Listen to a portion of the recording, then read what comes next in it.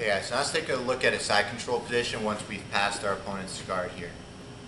What I'm going to do is start with proper position where my opponent's in prayer position and we're here.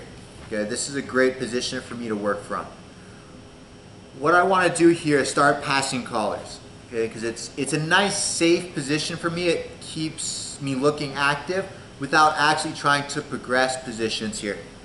So the first collar pass I want is my own. It's nice and simple. Okay, I'm going to open it up and I'm going to grab the very end here and I'm going to pass it through. And I'm going to grab my own gi. Now what I'm going to do is I'm going to grab the pants on the far side, on the side. So this nice little spot right here, and I'm going to press them away. My pants are, I'm going to grab his pants with my right and I'm going to start pressing to get his hips to start walking away. As you can see, he's starting to walk away.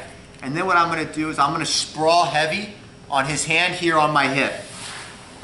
Okay, once I start to sprawl heavy, my hand goes from the hip, pressing away, to an underhook under my body, and then I go underhook it. That way it clears his hand from my body so that I can grab his sleeve and extend it. And my gi can drop below his shoulder for the choke. So let's spin sides real quick. So let's take a look at that from this perspective.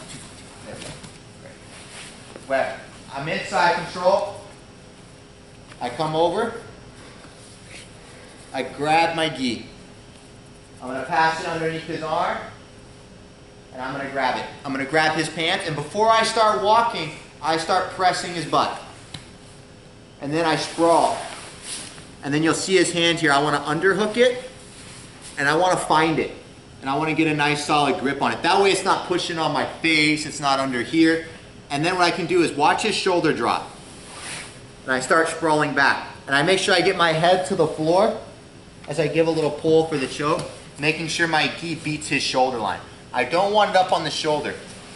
When we're working with this choke, if I'm up here on his shoulder, it doesn't do me any good. I need to use my head and get my head to the floor down here so that the gi comes across his neck as I curl for the choke.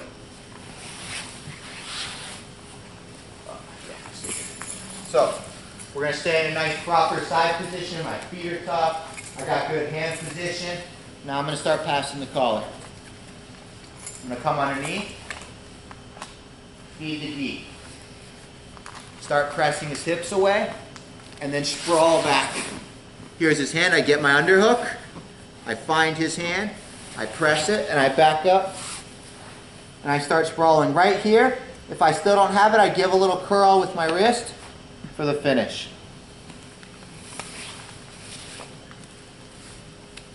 That's a nice one from side control.